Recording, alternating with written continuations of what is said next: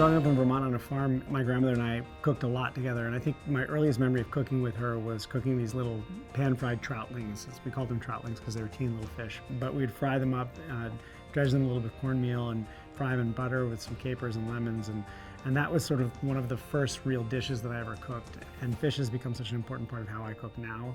I feel very fortunate to have had that early relationship with food. And I'm really grateful for those experiences of being around a table. My grandparents were the ones who really cooked. My grandmother was a baker, my grandfather did more of the savory stuff. Both my parents worked, so we were like latchkey kids, and we would go home after school and eat terrible food. Some parents are just too busy, and they can't.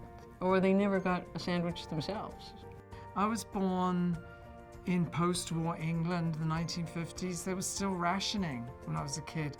So the food was this sort of grim, Oliver Twist kind of situation. That's why I'm freakishly undersized. We were all malnourished. My love of food came from working in restaurants, really, and the desire to find good food. I was born into a family of restaurateurs, and my father was a great inspiration in my life. Not only did my mother have a restaurant, but my aunts had restaurants. I basically grew up eating whatever we went to collect from the farms. Whenever on Sundays he would make scrambled eggs, or anything else for that matter, I would observe, and it became second nature. The scrambled egg, as simple as it may seem, can be fantastic or it can be absolutely awful. When I was studying in Paris, I was following the cook around, going to the various markets. It was just very new. It was not your typical roast chicken dinner. I had the ultimate Jewish grandmother. Loved to cook and loved to bake. One of the things that I always remembered was this fabulous pineapple upside down cake. You waited with bated breath while she was making it to see her flip the pan over, and wow.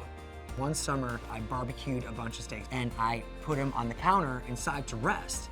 And I came back and I noticed ribeye juice dripping off of the counter in a line, and I found my dog sitting there in a meat coma, licking his chops. These are great steaks, and they go fast.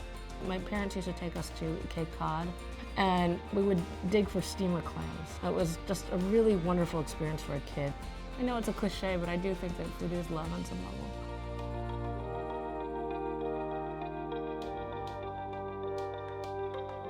I really firmly believe in this notion of food as medicine. I think food is fundamental to our well-being. To have a healthy meal, to have a balanced meal that's prepared for you and that reflects your own needs is such an important aspect of maintaining your health. The idea of generosity and empathy is one of the highest expressions of human behavior. So giving them food, that's it, that's the bottom line. As I always say, the name of the organization says it all.